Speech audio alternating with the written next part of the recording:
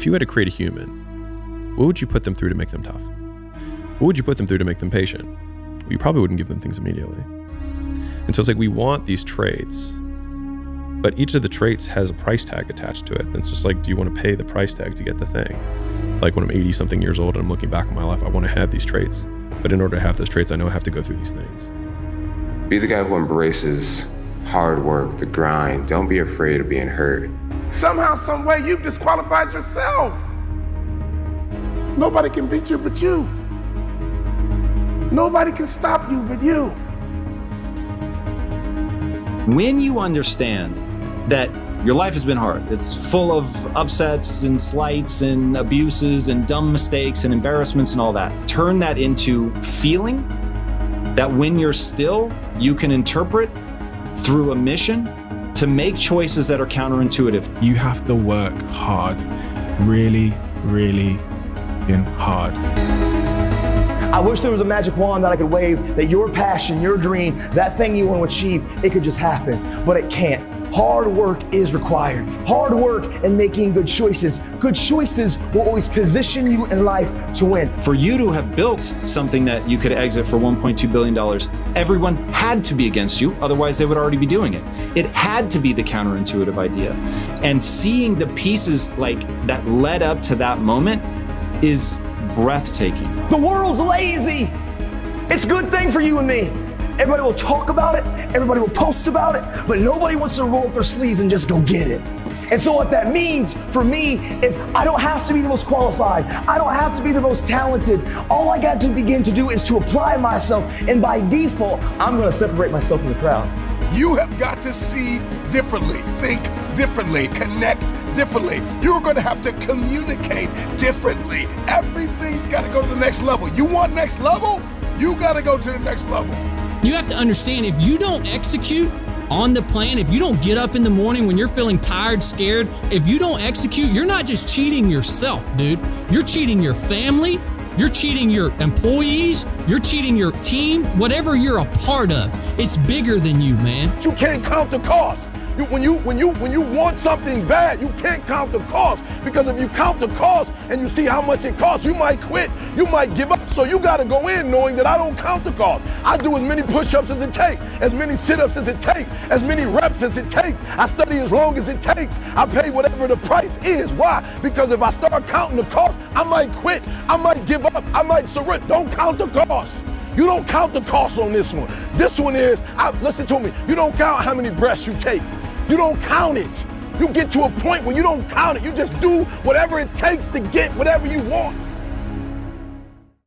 Tough men make good times make weak men make hard times make strong men, and you loop and loop and loop and loop. If you're looking for something special to happen, it's supposed to be hard. I think people ask to be known, to get compensated for being themselves, to sell books, to speak, to sell things. It should be hard, because 99% of the world works for someone else. I always say to people that are going through a hard time, like, try to view it as an opportunity. Like, what is the lesson that you're here that you're meant to be learning right now, and try to leverage the potential energy that's packed into that pain to, transform yourself. Yeah.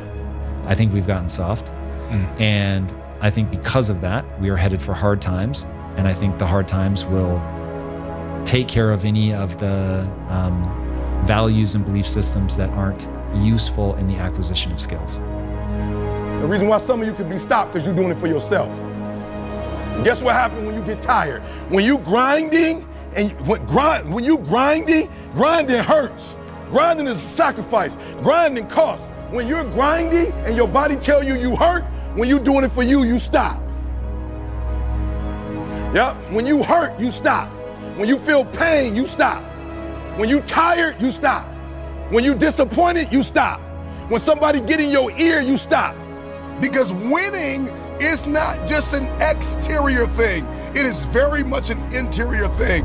Winning has everything to do with your mentality. It has everything to do with how you talk, how you walk, how you think, how you overcome conflict, how you navigate a room, how you navigate relationships, how you manage your time, how you manage your money. Winning is not just an end thing. It's not just a crown or a trophy. It is the process. It is not just what I want. It is who I am becoming. That is how we win. Life is about these ups and these downs, and it's about pressure and insecurities and just challenges. The challenge for you and me is, what will we do with the pressure that we're in? Will we allow the pressure to bust the pipe, or will we step into uncomfortable, step into our story, and to realize the pressure, the challenge, the difficult situation, if I grab a hold of it and take control of what I can control, which is me and my reaction and how I respond, that pressure can become something valuable like a diamond. That if you want a thing bad enough to go out and fight for it, to work day and night for it, to give up your time, your peace, and your sleep for it, if all that you dream and scheme is about it, and life seems useless and worthless without it, and if you gladly sweat for it and fret for it and plan for it and lose all your terror of the opposition for it, and if you simply go after that thing that you want with all of your capacity, strength and sagacity, faith, hope and confidence, and stern pertinacity, if neither cold poverty, famish or gulf, sickness or pain or body and brain can keep you away from the thing that you want, if dogged and grim you besiege and beset it, with the help of God you'll get it. Do you just want to win, or are you absolutely committed? Because when you are committed, when you have made the decision that I am going to win, it's no longer a want, it is a must. And when something becomes a must, when something becomes a I have to have it, when you become obsessed with what you've been called to do, you will sacrifice. This is a mentality. Like, you gotta live this. You gotta eat this. You got every single thing you do. It's a mentality. Okay, so what do I mean? Because I gotta get you to go from behavior to mentality, because I told you before, I've studied great people, millionaires and billionaires and people who succeed in what they do. And I realized that the difference is it's not a behavior. It's not something that they do. It's not something that they get to when they want to. It's not a feeling. Some of y'all, for real, you still on feelings. When you feel like doing it, you do it. When you don't feel like doing it, you don't. And so for you, it's a feeling, right? It's a feeling. For them, it's a mentality. It's a way of life. It's what they eat. It's what they sleep. It's what they drink. It's who they are. It possesses them. And the guru was telling him, when mentally you want it, in your spirit, in your soul, when you want it, it will happen. It is a way of life. It's got to possess everything you do.